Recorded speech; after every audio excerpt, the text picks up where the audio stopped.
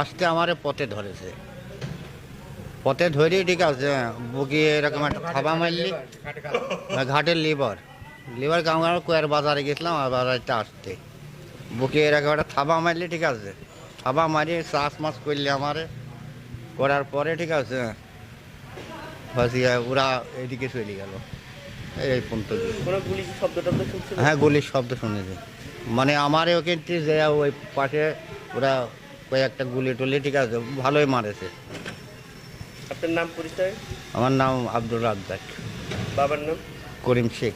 বাসা কোথায়? আবাসন। আবাসনের নাম কি? কয়া আবাসন। আনুমানিক তখন রাত 10টা 55 এই টাইমে আমার ঘাট যখন রানিং ছিল, তখন আমাদের ম্যানেজাররা সবাই এখানে ডিউটি করছিল। সেই অবস্থায় প্রায় 10 থেকে 15 জন লোক এখানে আসছিল। সবার কাছে ভারী অস্ত্র ছিল, তাদেরকে জিম্মি করে এখানে অনেক টাকা পয়সা ছিল, সেই টাকাগুলো নিচে আমাদের লোকজনকে মারছে এবং আমার ম্যানেজারকে একজনকে গুলিও করছে। গুলি করে বিভিন্ন হুমকি ধামকি দিয়ে তারা এখানে ভাঙচুর করেছে। আমার অফিস টফিস সব দেখতেছেনি তো, সব ভাঙচুর করছে। তো এর আগে থেকেই এরকম একটা চক্র আছে আমাদের কাছে। বিভিন্ন সময় এই ঘাট আমরা যখন টেন্ডার নিয়ে পাই, মেসার্স প্রিয়াঙ্কা বিরেক্স পাই, তখন থেকেই একটা ষড়যন্ত্র চলছিল আর কি এই ঘাটকে কেন্দ্রীয় করে। তো তারই বহিঃপ্রকাশ আর কি আজ রাত্রিরে দেখলাম আমরা, আমাদের একজন ম্যানেজার সে গুলিবিদ্ধ অবস্থায় সে হসপিটালে।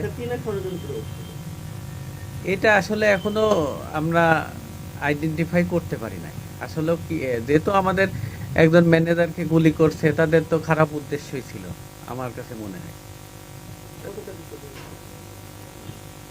এখনো সেই হিসাবটা আমি এখন দিতে পারছি না। আমি রাকিব, আমি মেসার্স প্রিয়াঙ্কা বিরিক্সের ম্যানেজার। আমি এই ঘাট পরিচালনা করি আর কি।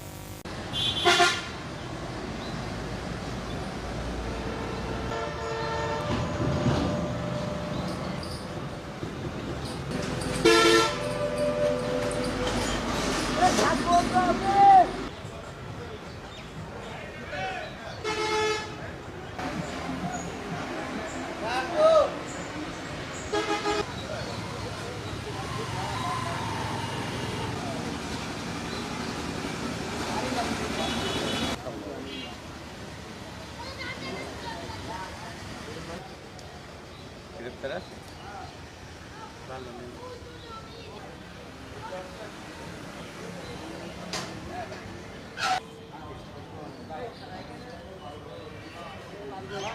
ডিঙির এই দোকানের ওই পাশে গুলি করেছে মেলা জায়গায়।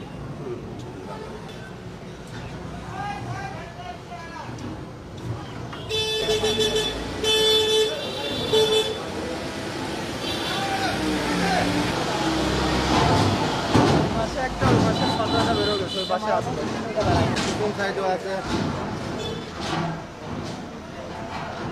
একদম চলে আসবে।